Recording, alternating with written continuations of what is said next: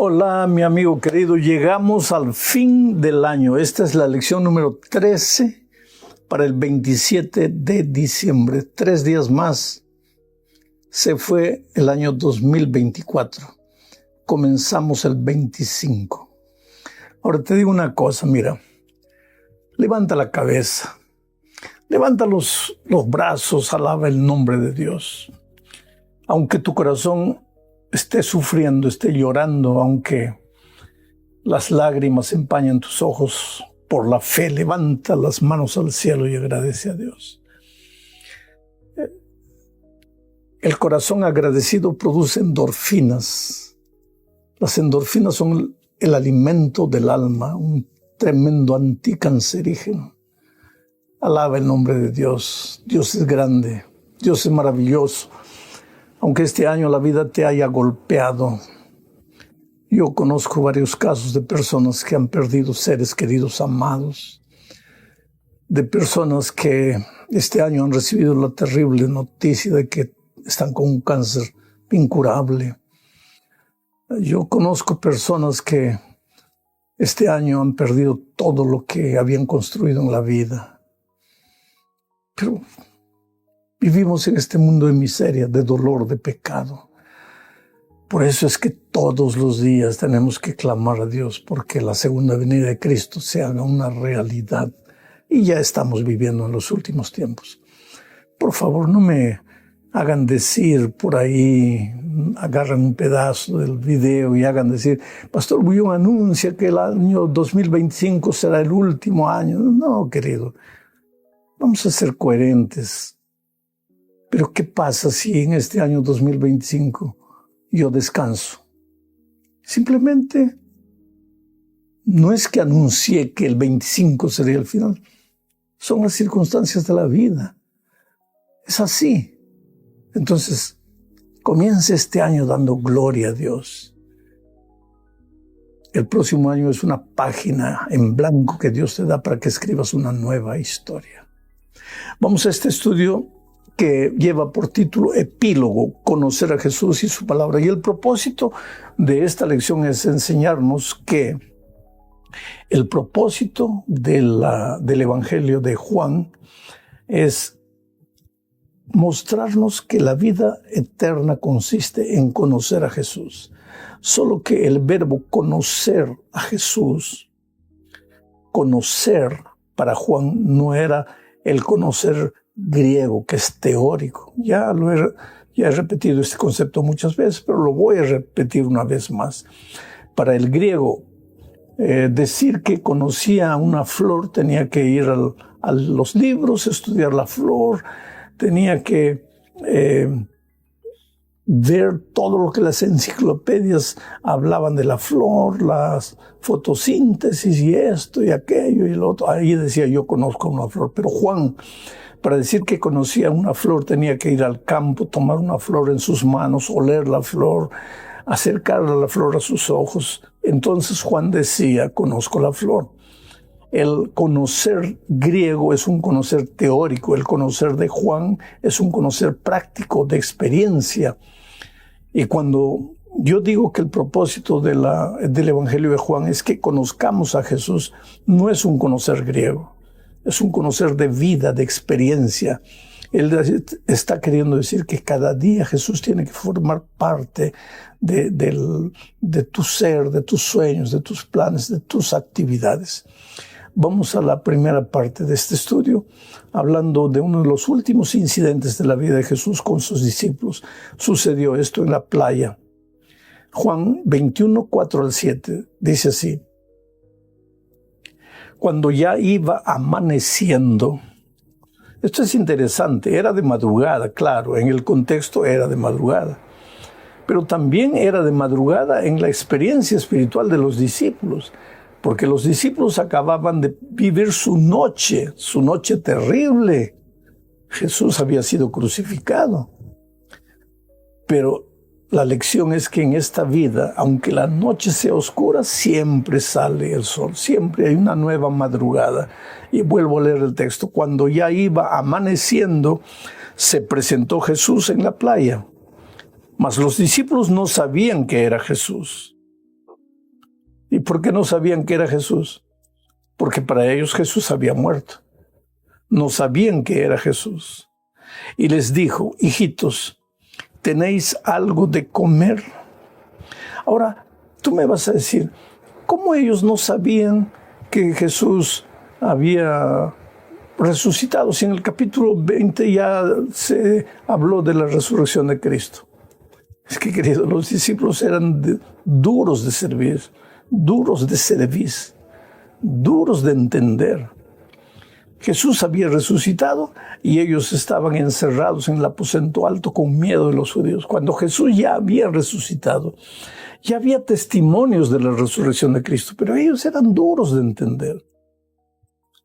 Versículo 5, y les dijo, hijitos, ¿tenéis algo de comer? Les respondieron, no. Él les dijo, echad la red a la derecha de la barca y hallaréis. Entonces la echaron y ya no la podían sacar por la gran cantidad de peces. Entonces aquel discípulo a quien Jesús amaba, Juan, ¿no?, dijo a Pedro, es el Señor. Simón Pedro, cuando oyó que era el Señor, se ciñó la ropa porque se había despojado de ella y se echó al mar. Hay una cosa interesante, querido. Después de la muerte y de la resurrección del Señor Jesucristo, Pedro era el hombre, el discípulo que más era atormentado por la conciencia. Porque te acuerdas, querido, antes de la muerte de Cristo, cuando Jesús dijo que todos lo abandonarían, Pedro, mirando orgullosamente para sus compañeros, dijo, estos tal vez, pero yo nunca, Señor, yo iré contigo hasta la muerte. Y fue el primero en abandonarlo. El gallo no cantó 2 veces y él ya lo había negado 3. Después de eso, Judas había hecho lo mismo, solo que Judas fue y se mató. Pero Pedro, atormentado por la conciencia, él creía en el Señor Jesucristo, sabía que Jesús podría perdonarlo, pero su conciencia le decía, mira, ¿qué pasará cuando te encuentres cara a cara con Jesús? Y ahora se encontraron a la orilla del mar con Jesucristo. Él no sabía. ¿Por qué? Porque estaba más preocupado en lo que estaba haciendo. Ellos habían vuelto a pescar porque pensaban que sus años al lado de Jesús no habían servido para nada. Ahora estaban de pescadores nuevamente. Jesús se apareció y les dijo, ¿tienen algo de comer? No, Señor, no hemos pescado nada, no tenemos nada. Jesús le dijo, echen la red a este otro lado, están pescando en el lugar equivocado. Ellos obedecieron hasta por cortesía y de repente ya no podían sacar pescados. Y Juan le dijo a Pedro, no, ese es el Señor. Y entonces Pedro se arrojó al mar y fue nadando porque quería encontrarse con Jesucristo. Fue en estas circunstancias que Jesús le hizo esas 3 preguntas a la orilla del mar a Pedro. Pedro, ¿me amas? Sí, Señor, tú sabes. No, Pedro, ¿me amas? Señor, Pedro, piensa 3 veces antes de responder, ¿me amas? Ah, Señor, tú sabes todas las cosas. Yo sé que tú no tienes motivo para creer que yo te amo porque yo te traicioné. Pero, Señor, yo te amo, tú sabes todo, yo sabes que te amo. Tú y yo podríamos decirle lo mismo a Jesús. ¿Cuántas veces le fallamos? Y su pregunta es, a pesar de todo lo que hiciste, ¿me amas? Te amo, Señor. Tú sabes todo, tú sabes que yo te amo, quiero ser lo mejor para ti. Y entonces el Señor Jesús le confía una misión. Apacienta mis corderos, apacienta mi rebaño. Protege a mi pueblo, pastorea a mi pueblo. Un hombre transformado por el amor de Dios ahora está dispuesto a servir a su maestro. Y se torna un predicador tremendo en la iglesia. La tradición, no dice la Biblia, pero la tradición dice que él fue muerto, crucificado. Y cuando estaban para crucificarlo, él dijo, no, crucifíqueme de cabeza para abajo porque yo no soy digno de morir como mi maestro.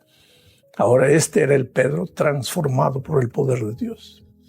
Pero en aquella ocasión en el mar, el Señor Jesús les enseñó otra lección y esta es la segunda parte de nuestro estudio.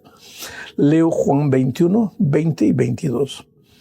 Volviéndose Pedro, que estaba caminando con Jesús, ¿no? Volviéndose Pedro, vio que le seguía el discípulo a quien Jesús amaba, que era Juan. el mismo que en la cena se había recostado al lado de él y le había dicho: Señor, ¿quién es el que te ha de entregar?